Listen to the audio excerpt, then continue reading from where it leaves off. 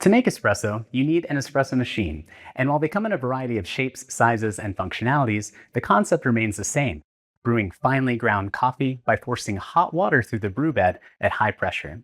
Semi-automatic espresso machines, like this one, are great for cafes who want to have control over the beverage making process. It is semi-automatic, meaning variables like brew pressure and water temperature are automatically regulated by the machine itself, while other variables like grinding and tamping the coffee and steaming the milk are left in the hands of the barista and require a fair amount of training and practice to be consistent.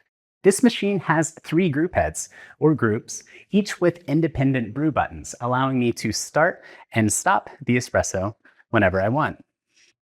This machine has an additional feature called auto-volumetrics, where these buttons are programmed to stop dispensing water at a specific volume, further aiding in consistency. The machine you're working with may have just 1 or 2 groups, but the functionality will most likely be the same.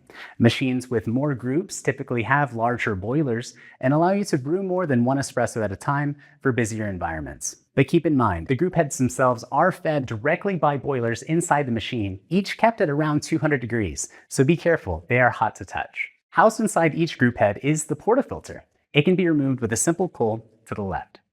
Inside the portafilter is the filter basket, into which we'll be grinding and compressing our coffee when we're ready to make espresso. The size of the filter basket determines the dose, or how much coffee we're going to be using while brewing.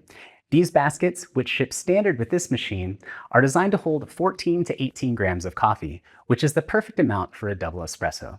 Underneath the group, we'll find the dispersion screen and portafilter gasket. The dispersion screen is responsible for making sure the pressurized water is falling on top of your coffee nice and evenly, so it's important to keep it clean by wiping with a dry terry cloth towel after brewing and giving it a quick purge to rinse. Around the screen is the portafilter gasket. When you lock the portafilter into place, this rubber gasket seals the rim of the portafilter to keep the basket pressurized during brewing. If the portafilter leaks out of the sides when you brew, either the portafilter wasn't tightened enough, or more commonly, there's excess coffee on the gasket, preventing it from being sealed. You can use a brush tool or the edge of a towel to wipe it down. Nice and clean. The hot water spigot is commonly fed by the steam boiler, an even hotter boiler than what feeds your group heads. Its primary function is to rinse wares and warm cups as necessary. Be careful when operating, as it tends to sputter and the spigot itself gets very hot to the touch. Clean and dry cups can be stored on the cup warmer at the top of the machine. Avoid putting coffee or liquids up here, lest they leak into the machine and cause damage. The steam wand is also hot to the touch, especially after making a drink.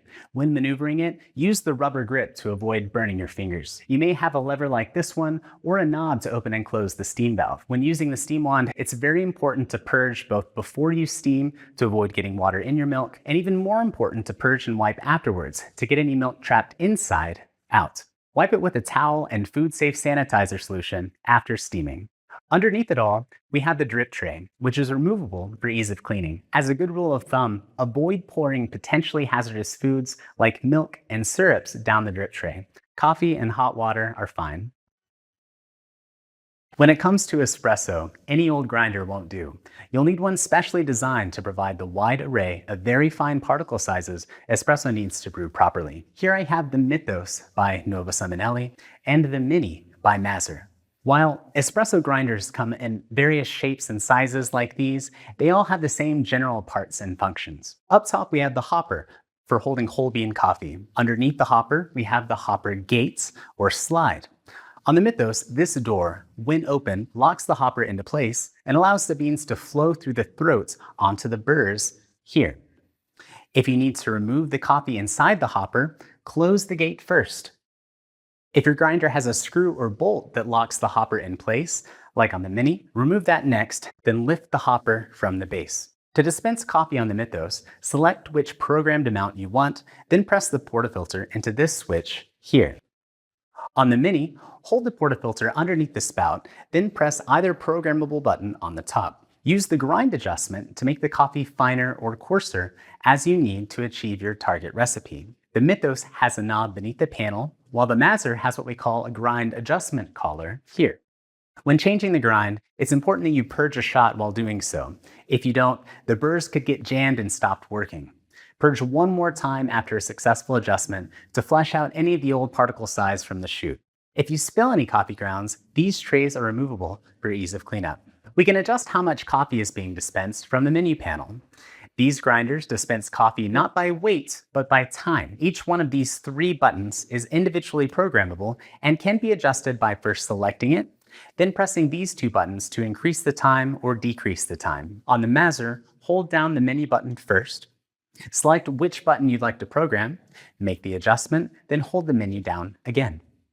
Consult your grinder's manual if the grind and dose adjustment features aren't readily apparent. A good quality espresso grinder is an important investment when opening a cafe.